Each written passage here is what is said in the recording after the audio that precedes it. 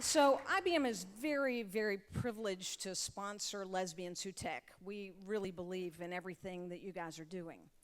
But today is especially important to us because we wanted to honor Edie Windsor with this sponsorship. And as part of honoring her, I've asked my colleagues who are IBM executives who are lesbian and gay to be here with us today, and I'd like for my colleagues to stand up.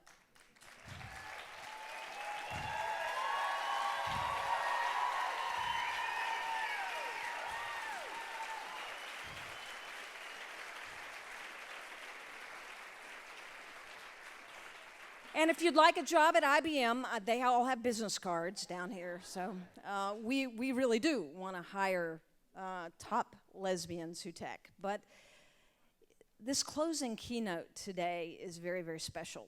And you've got lovely introductions in your program of these next three people. But facilitating the discussion today is going to be Megan Smith. Now, Megan, most of you know, she's got a lovely career as an entrepreneur and in Google, but she's the Chief Technology Officer of the whole United States.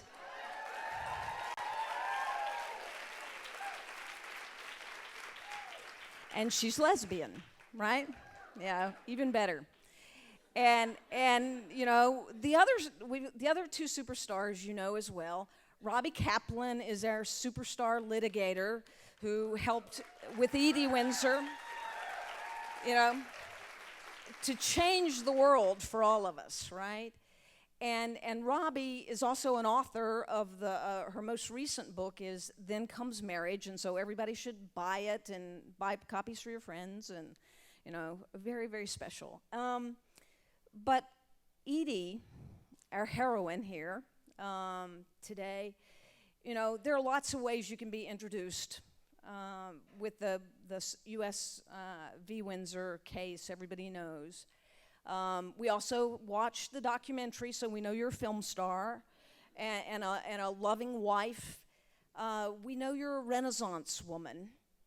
But today, I'm very privileged to be able to introduce you as an IBMer. So welcome, ladies.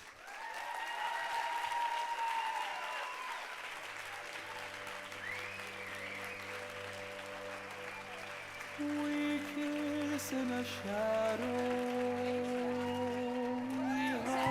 From the moon, our meetings are few and over too soon. We speak in a whisper, afraid to be heard. When people are near, we speak not a word.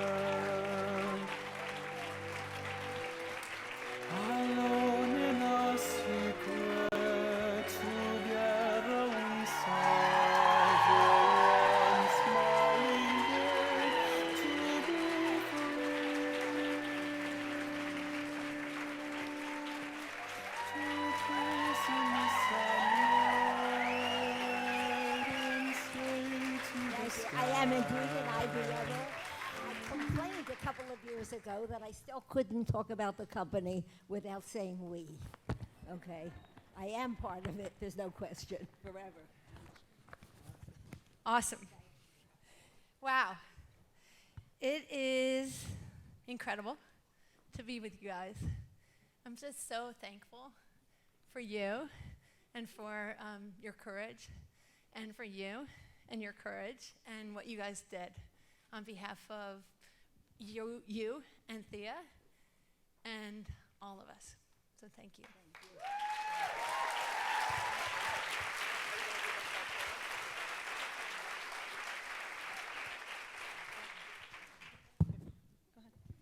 I have one more confession, though, okay, which is that though I did get an award as one of about a dozen people who are pioneers in operating systems, I am today a lousy end user.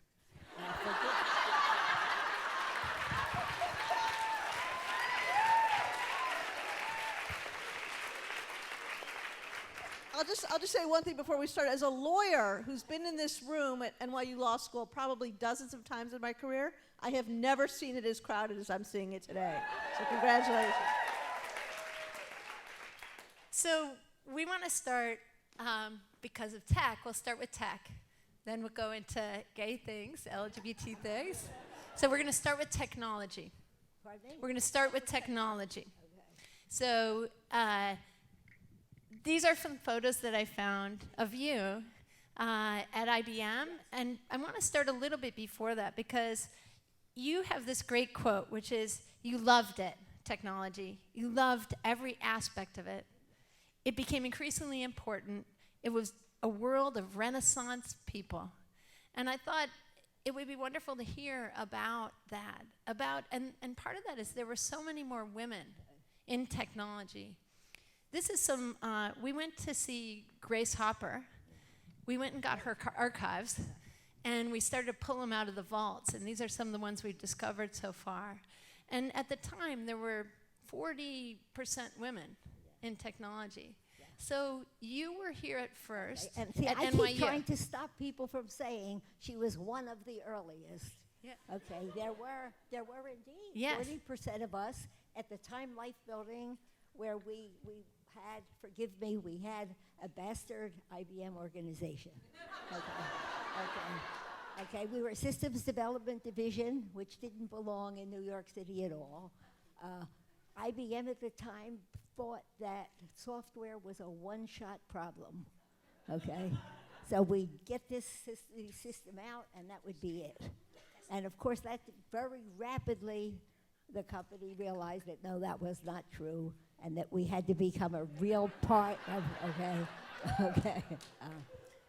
So one of the things they did was had competitive scholarships immediately, because their idea was to upgrade us immediately, technically, all over the place. And I chose the wrong school for it. It was a terrible mistake, because I should have chosen either MIT or NYU, okay, because that's the only place there was any activity. And at NYU, we had the Atomic Energy Commission computer in the basement. Huge, took the whole floor. Is that the UNIVAC? Is that the UNIVAC? And I started as a secretary, okay? Is that UNIVAC? What? UNIVAC? Okay, I came to, You can't hear that well, it's obvious. I came to, and, UNIVAC computer? pardon me? Was that the UNIVAC computer? Yes. Yes, that was the UNIVAC. We didn't have IBM yet. IBM didn't have a full mainframe yet, okay? Though it was beginning in the commercial area much more seriously than in the than in what we called the, I forget, I don't remember. Anyhow, we were considered bigots, okay, who didn't have anything to do with commercial stuff. Okay, everything was binary. Binary bigots is what we were called. And so I started as a secretary because I needed to earn my tuition, and so they sent me over to the Math Institute because they said they pay a little bit better because they're subsidized from outside. And shortly I became a research assistant working on the computer, and I adored every minute of it. I always. When IBM really began, I guess, its first mainframe, but right before the 360s even, and somebody suggested, first I went up to IBM and said, I wanted a job, and they said no, they weren't hiring. And I came back and said that to someone who had actually been out in the field, who called up and said, you're crazy. Okay, this woman is great. And that's how I got back to IBM and started. Okay.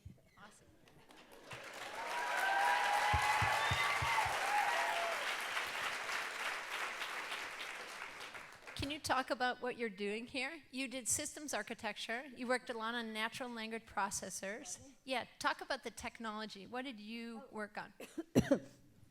Actually, very quickly, Operating systems and things. and almost accidentally, I became what people were calling a supervisor, and then they got hell for it because they said if she should be promote her, then we don't have a job called supervisor.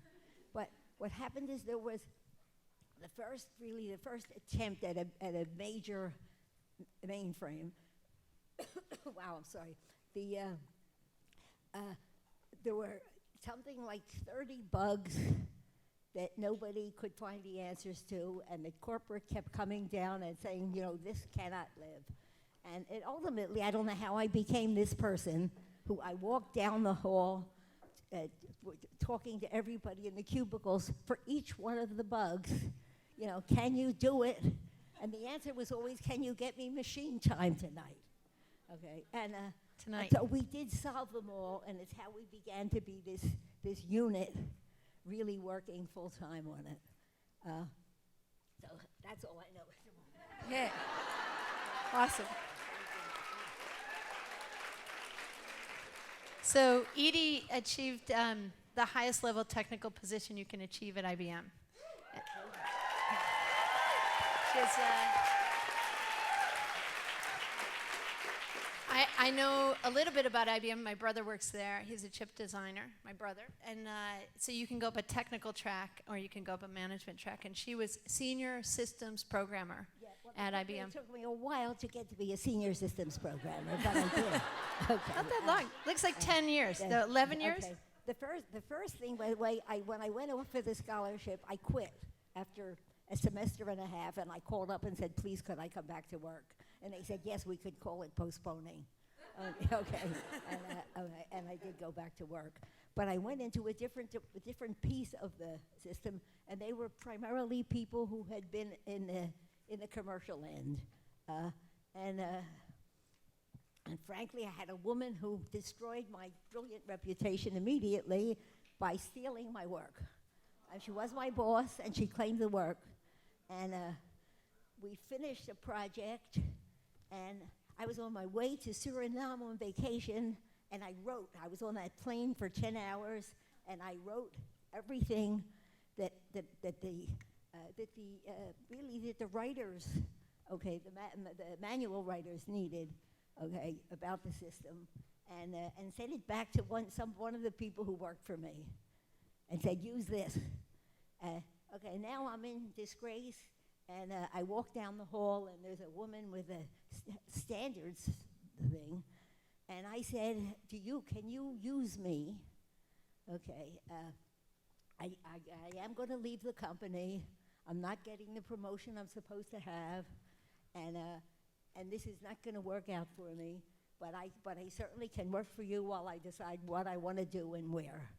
And she said, yes. Ultimately, she gave me her job.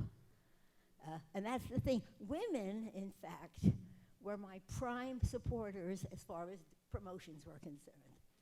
Ultimately, yeah. But ultimately, the programming manager sat down with my boss and me, and he had a finished copy of the manual. And he had my handwriting, and they were reading then the finished manual, and of course, it was perfectly obvious that I had done it all, and with the people who worked for me, and the guy got up in the middle, and he said, "Okay, let's all go have a drink. We have a new advisory programmer." All right, so that was okay, the beginning of moving. Awesome.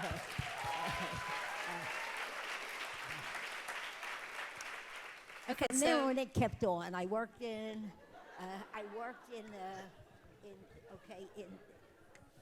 first structuring systems. At one point, the 360 was huge, and it was more than just a systems manager could handle. So he picked 5 or 6 people, each of whom had a piece of that system that they were totally responsible for.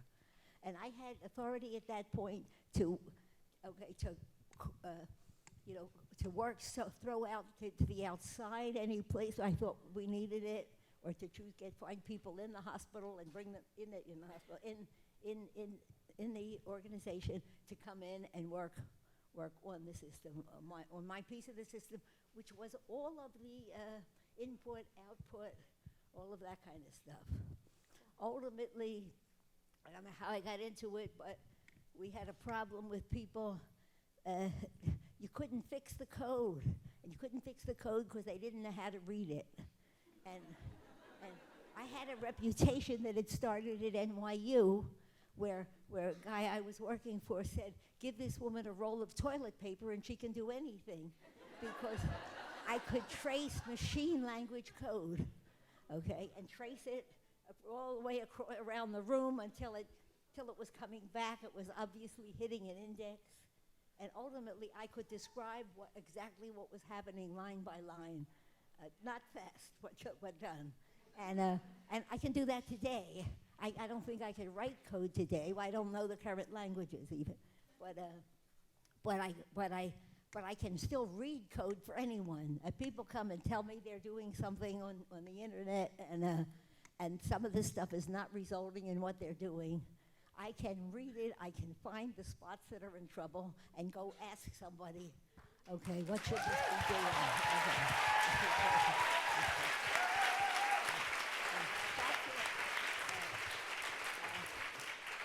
I then worked for another woman who, okay, there it is, all right. And at that point, people were saying to her, "Don't do that, okay? She had a new, really powerful position." And they were saying, "Don't do that. You know, women will pull you down. She'll compete with you, okay?" And she said, "I know Edie, she's my friend, and it's okay. We're doing it." And we did. We were an incredible team.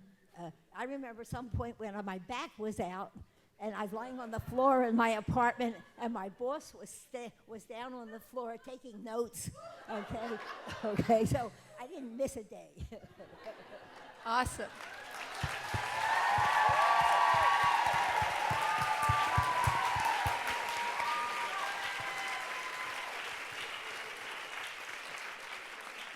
Edie hasn't had a chance to talk a lot about this, and it's so exciting to hear this part of your life. It's so important, and you know, women have been so invisible in tech recently, in the movies, even though they were into the teams, and then they got cut out of the movies, and so it's so nice to hear their story. So thank you. So I'm going to change gears to Thea and Edie. So. There's you guys. So this is, wow, aren't they beautiful? Yes. And Leanne said we should point out that you have a baseball mitt right here. About that now. Okay. I believed, first of all, I was closeted all the time I was at IBM, and that group was very close. We had lunch together, we had drinks after work together. I mean, we really liked each other, and we really worked closely together. And I lied all the time. And actually, at some point, I met Thea, and that began. I didn't know what to do because people asked me about, she's calling a lot. Who is that? Okay. And I finally said, I'm dating her brother, okay? And okay, her brother, whose name is, I suddenly forgot, okay? Anyhow. Oh, Willie, okay? And Willie was Thea's doll. Okay. And Willie today still lives in my closet. Okay.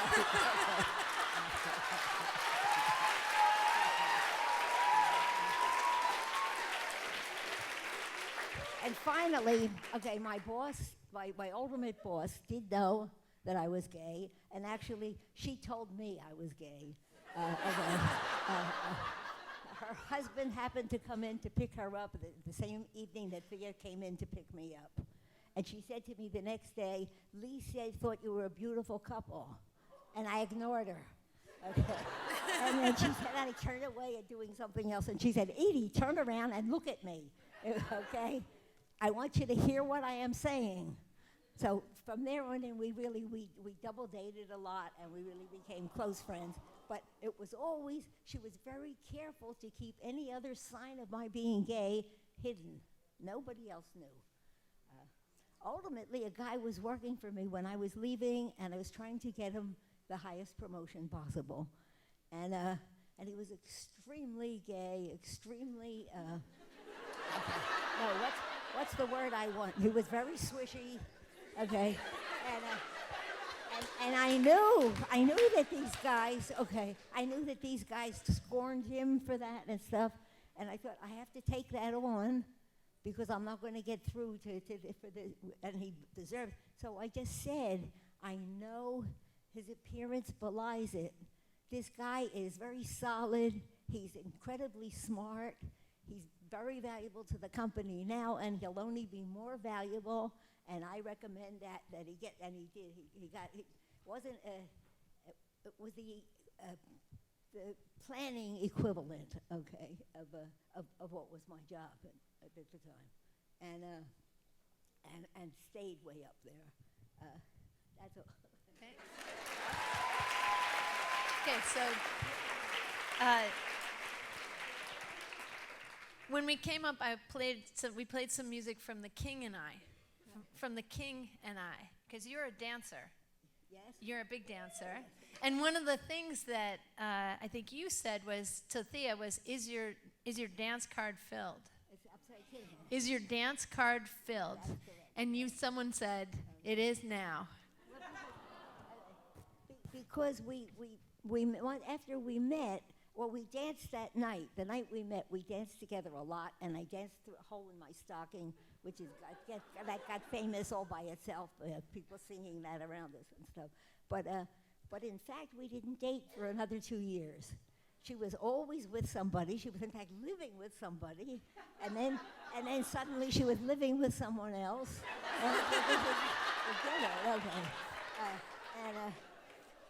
But whenever we met at parties, one of the things is, until Thea, I really believed if you didn't meet someone when you were an undergraduate, okay, and you're gay, forget it. Okay, you're never gonna find anyone.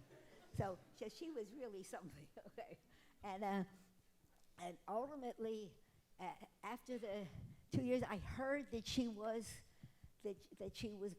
going to be in her place in the Hamptons, and that she was alone. That the other person was there. And I called up people. I had no right to call up. I mean, that lived out there. I knew no one in the Hamptons. And I called and I said, I know this is really, crazy of me. Is it possible that I could come spend the weekend with you guys? Okay. And they said yes. And it turned out Thea was delivering someone to that house, okay, on her way out to further East Hampton, and I waited, okay, and finally she did arrive after much. Really, I waited all night. Everybody's going dancing. If you miss dancing in the Hamptons, at that stage of my life at least, it's the worst thing that could happen to you almost. Okay, and they didn't show, and they came back at 4 o'clock in the morning when the bar closed, and they said, I heard somebody say, did Jane get here? And they said, no, Thea had to work late. She'll bring her in the morning. So then I waited in the morning. Okay. And everybody went to the beach. Okay, and I couldn't go to the beach. And finally they arrived, and Jane, who was very funny, great sense of humor, and who knew that we were, or I guess she sensed that I was, and she knew that Thea was interested in me, which I didn't know. And that was part of the aggravation. I don't even know if this woman is interested, and I'm ruining the weekend. Okay. And that's when, and we were drinking coffee, and Jane kept saying, oh, I better go upstairs and change. I still have time to get to the beach. But she didn't do that. Okay. So the three of us are around the counter with the coffee, and I finally said, I kept putting my hand out, and like almost to touch her back, and then I was to take it away. It felt insane. And then finally I said, is your dance card filled? And she said, yeah, it is now. Yeah. So that was the beginning. Awesome. It's incredible. So the book is filled with all the stories amazing stories of you and Thea, both tough stories from the closet, difficult stories from the closet from family who was not approving, and some of the challenges of being in the closet, and the wonderful relationship you guys had. If everybody at IBM hasn't seen that documentary, I'll make a point, okay, of contacting you guys. You're going to tell me how, okay, and I will see to it that we see the show, that we see it together, okay. Promise. It's called, that's a great, and it's on the web, and it's wonderful. I recommend you watch it and also read the book. So then there was the engagement, when you got engaged with the pin. Can you tell that story? Oh, I should have worn my pin. I didn't realize I'd be talking so much about it. Okay, one of her questions was, we're driving out to the Hamptons, and she said, what would you do if this is now the third year, okay, so the first year of toward the end of the first year, dating became serious, not just casual. And she said to me, what would you do if you got engaged? Would you wear an engagement ring to IBM? And I said, of course not. Okay, they want to know who he is and when do we meet him and stuff. So I said, that's out. She conned me, okay? And she conned me into, by talking, until by the time we reached our destination, I had said it would have to be a round pin with diamonds. And usually I wear it for such occasions. Okay, that remained my engagement ring. Awesome. Okay, so now we're going to change to the next thing. So Edie and I got to go here. So look right there. We got to go to Philadelphia. This is a story I didn't know, but did you know that in front of Independence Hall there's a sign, and it says gay rights, about the gay pioneers. And so in 1965, on the 4th of July, the people gathered, 40 people gathered, and they protested, or not protest, they wanted to be employable. And so they dressed in suits, and you could see them. It was called and the Manishing Society. Yeah. And the women all wore very careful dresses, and the guys all wore, shirts and ties and jackets, and they walked around the one of the major historical places in Philadelphia. Yeah, right in front of Independence Hall, they had 40 people, and this was never seen before for gay people to do this. And so they held these pickets, and so... Gay rights demonstration. Annual public demonstrations for gay and lesbian equality were held at Independence Hall. These peaceful protests and New York's later Stonewall riots in 1969 and Pride Parade in 1970 transformed a small national campaign into a civil rights movement. And and so Frank Kameny. I was not there then, and I did not participate then at all. Right. Though I knew of them because we met at certain dinners in New York. However, what happened is that I had said, it's one of my terrible admissions, I had said, I don't understand why I have to be identified with those queens. And then those queens overturned a police car and changed my life. Yeah. And that was Stonewall.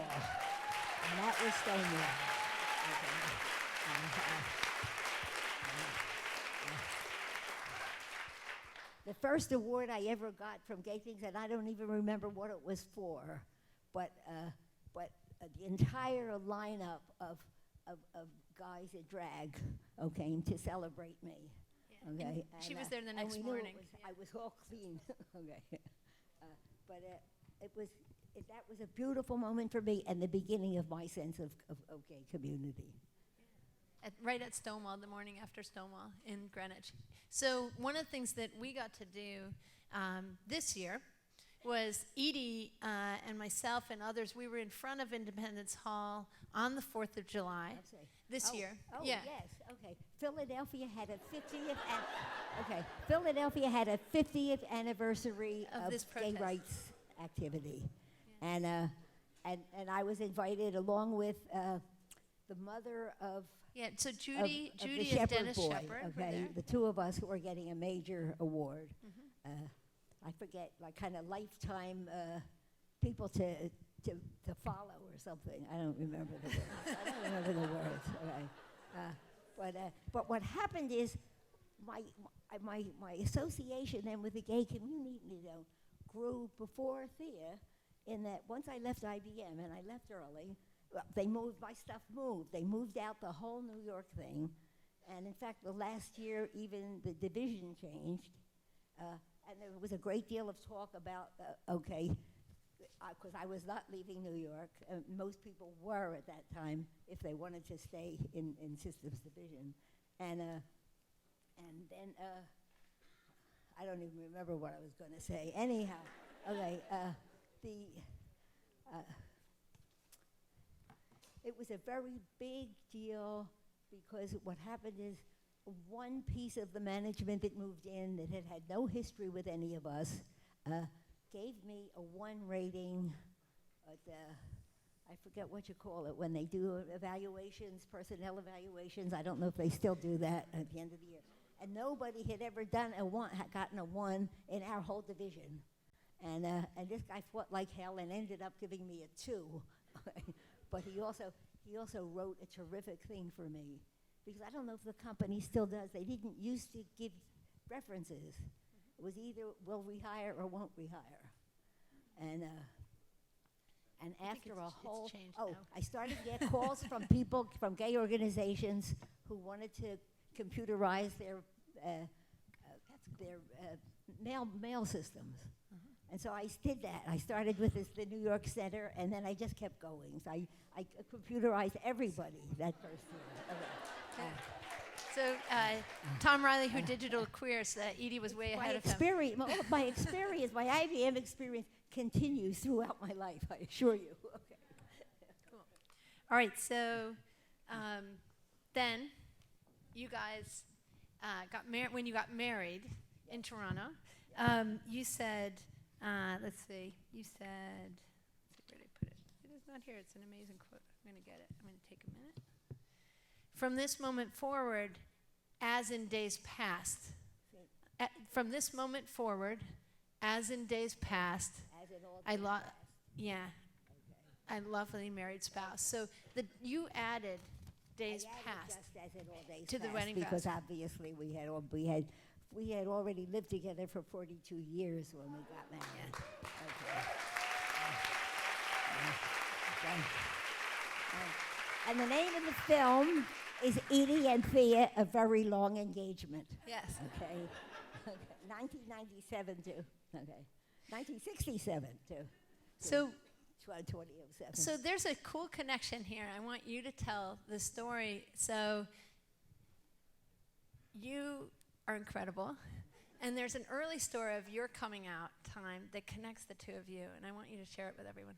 Yeah, so I didn't know when after Thea died in 2009, and I eventually got a call on the phone from Edie. I didn't know Edie.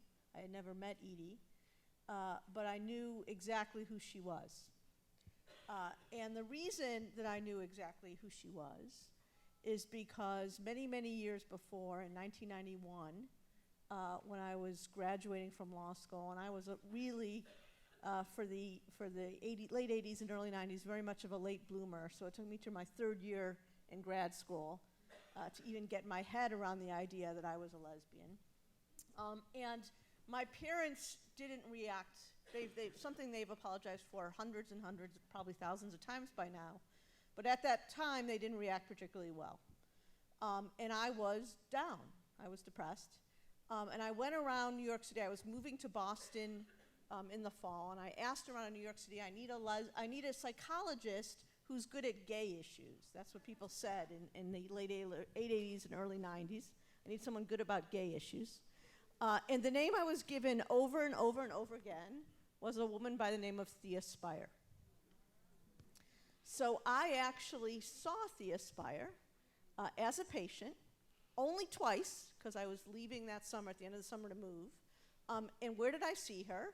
I saw her in their apartment building, in Edie's living room, the very same living room that I met Edie in 2009 when I got the call. So when I first went to Edie's apartment that day, and I knew where to go, I knew exactly where I was going, and I mentally, I knew to expect. But when I went into that apartment and I saw the living room, and I saw Thea's chair, and I saw where I used to sit as her patient, I said to Edie, you have to give me a minute. This is, all these old memories and thoughts are coming back to me, and let me explain and tell you why. So there's there's many, many incredible connections between Edie and me. We're family now. That's probably the most incredible connection of all. But even back then, there's this incredible connection. I don't know what it is. I mean, if you believe in a higher power, you can think it's that brought Edie and me together. It's an incredible story, and you and I are, yeah.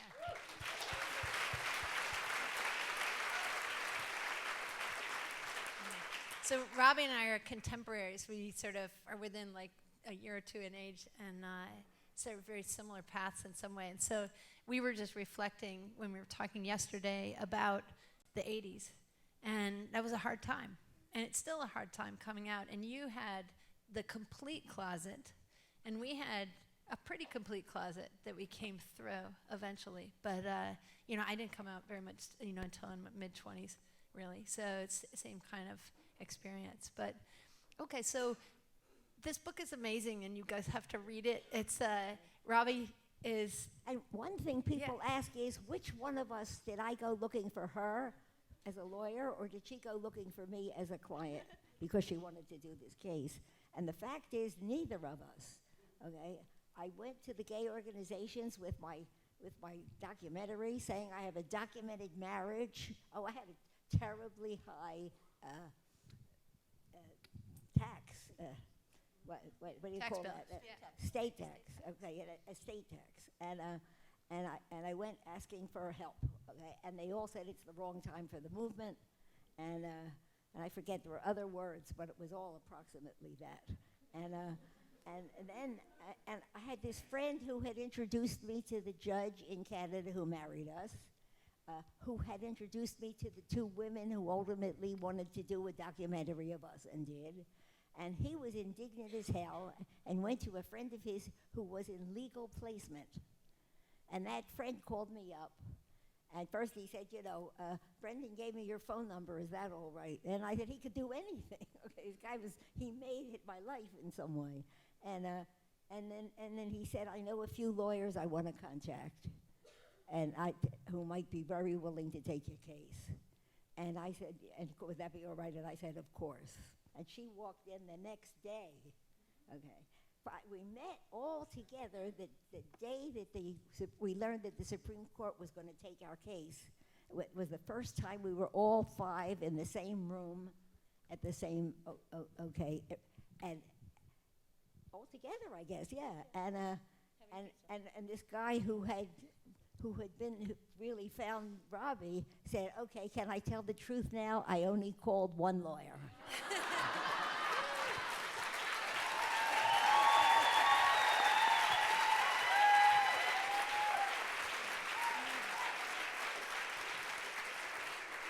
That makes sense.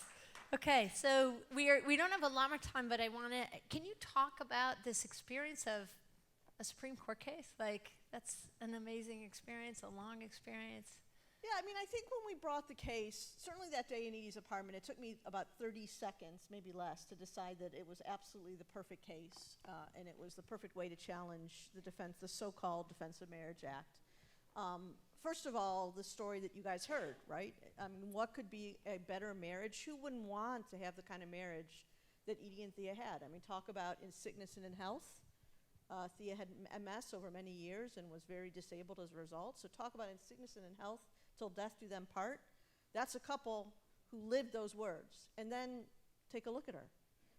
Listen to how she talks and how articulate and charming and brilliant she is. And on top of that, there's the bonus of all the things that happened to her before she met Thea, the stories about IBM and about being in the closet and about having to get FBI clearance when she was working on the UNIVAC computer here at NYU and being petrified that the FBI was going to ask her if she was a lesbian. So all those facts were incredible. When I first brought the case, we met that day. And I knew I wanted her as my client. She wasn't so sure she wanted me. And so she said to me, how do I know you're qualified? And I went over she had a big Apple computer in the corner, and I went over and I played on the web a YouTube video of some arguments I made in the New York marriage case in which we lost. And I said, you can watch these. And she watched it for a while, and she said, yeah, I think you're qualified. And I knew that we would win. I mean, I was very confident that we would win at the trial court here in New York City. I'm at heart a New York City lawyer. So I knew we'd win at the trial court. I knew we would win at the appellate court here in New York at the Second Circuit. I had no idea that our case would get to the Supreme Court. I knew a case would eventually get to the Supreme Court, but I had no idea it was ours. And the story that's told in this book is how that realization, and you should give your input on this, Edie, but how that realization kind of increased as the case went along. At first it was just, a New York City case, and then it became a national case, and then it became a phenomenon. So I would say by the time it became a phenomenon at the Supreme Court, there was just a little bit of pressure on us. But fortunately, we've been celebrating ever since, so we managed.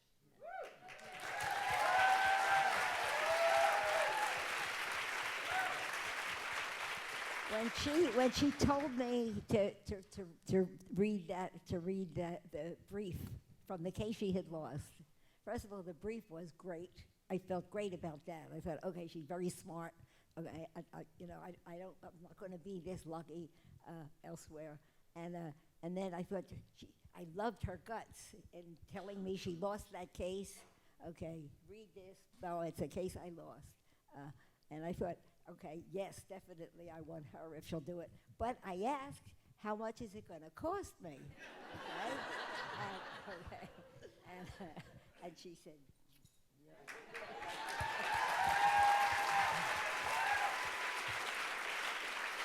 I have to be honest. I also said, Edie, you couldn't possibly afford our fees, so the cost for you is going to be zero. Awesome. All right, so the last thing, today, who knew it's Manufacturing Day in America? And so I was visiting awesome companies this morning, and one of them here, a company here in Manhattan, is a maker company. And the piece that they gave me to wear, I told them when I saw it, I want to give it to you. It's a beautiful pin, and just wait a second. It sparkles. And it reminded me so much of your and Thea's pin. And I want to, from all of us, we love you, and we thank you for everything that you've done. And that's the pin from us in our big thank you.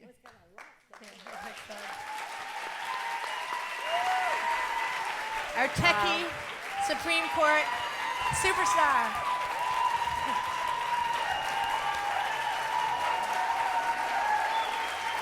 Wow. Wow, wow, wow.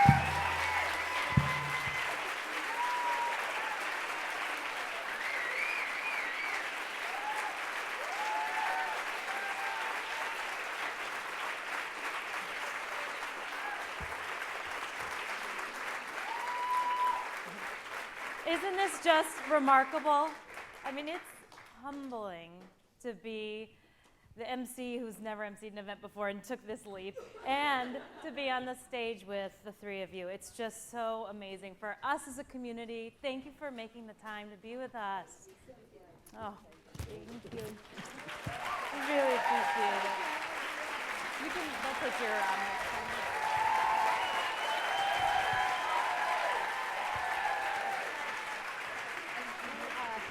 Can you bring me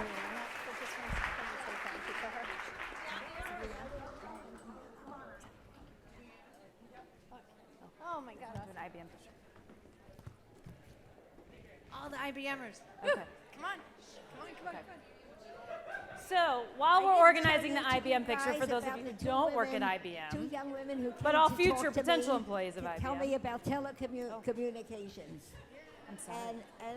And the first time I said, tell me why it's important, why do I care? And about 3 days later, I called them and said, please come in and tell me all over again. Okay, I have to understand it if I'm going to get us funded. Yeah. Can I sit next to you?